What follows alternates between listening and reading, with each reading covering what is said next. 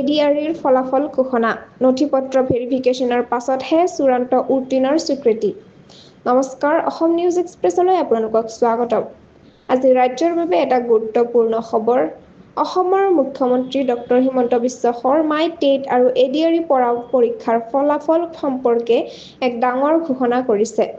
তেওঁ ঘোষণা কৰিছে যে ৫ জুন তাৰিখে প্ৰভিজনেল ৰিজাল্ট ঘোষণা কৰা হ'ব। এই ফলাফল ঘোষণাৰ পাছতেই প্ৰাৰ্থীসকলৰ নথিপত্ৰ অৰ্থাৎ ডকুমেণ্ট ভেৰিফিকেশ্যন আৰম্ভ হ'ব। মুখ্যমন্ত্ৰীৰ কথাত যিসকলৰ নথিপত্ৰ যথাযথ হ'ব তেওঁলোককহে চূড়ান্তভাৱে উত্তীৰ্ণ হ'ব বুলি ঘোষণা কৰা হয়।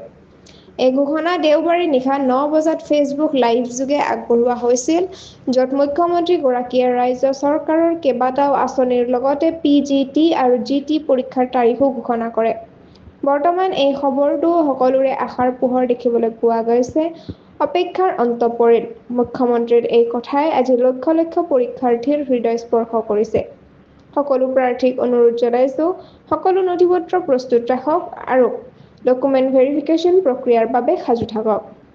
সংযুক্ত হৈ থাকক অসম নিউজ এক্সপ্ৰেছ চেনেলটোৰ লগত। চেনেলটো লাইক, কমেণ্ট, শ্বেয়াৰ, ছাবস্ক্ৰাইব কৰিবলৈ নাপাহৰিব। লগতে কাষতে থকা বেল আইকনটো দবাবলৈ নাপাহৰিব।